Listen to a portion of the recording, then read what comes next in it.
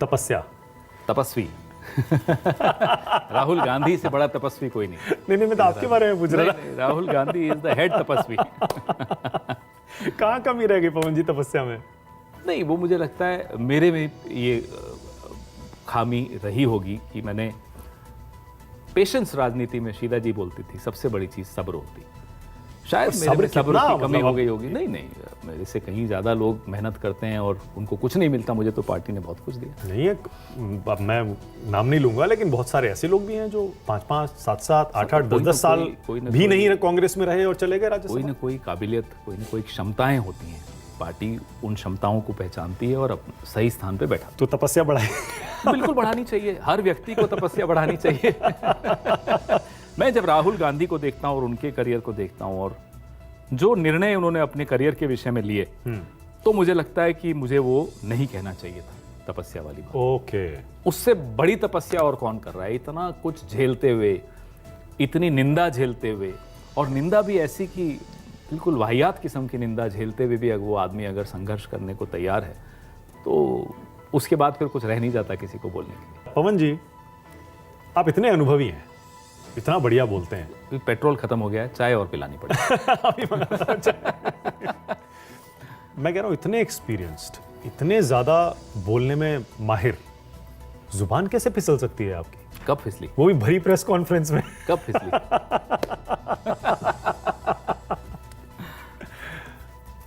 बताइए, क्या आप बात करना चाहते हैं उसके बारे में? आप करिए, मुझे क्या दिक्कत है। उस प्रेस कॉन्फ्रेंस में ऐसा क्या हुआ जिसके बाद आप पर एफआईआर हुई, आपकी गिरफ्तारी हो गई? देखिए, हो क्या रहा है कि गौतम अदानी जी के विषय में प्रेस कॉन्फ्रेंसेस कर रहे थे, तो पूरी प्रेस वार्ता में बार बार गौतम अदानी जी का नाम और नरेंद्र मोदी जी का नाम तो साथ में जुड़ा हुआ है ही।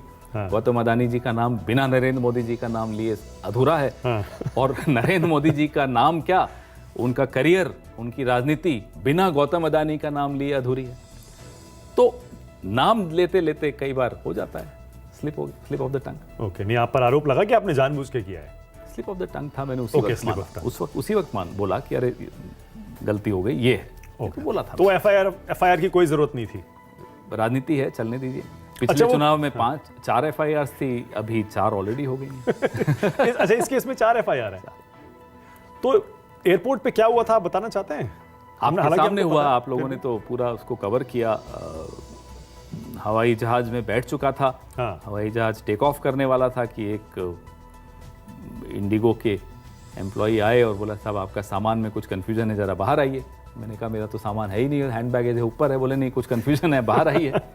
बाहर गए तो बोले, साहब आपको यहीं रुकना है, अभी डीसीपी साहब आ रहे हैं। क्या हुआ? बोले, वो वही बताएंगे। तब तक फिर हमारे साथी सब, हमारे वरिष्ठ साथी भी थे, वेणुगोपाल जी थे, रणदीप सुरजेवाला जी थे, सुप्रिया श्रीनेत जी थी, अनेक नेता थे हमारे, सब नीचे उतर गए, सब धरने पे बैठ गए।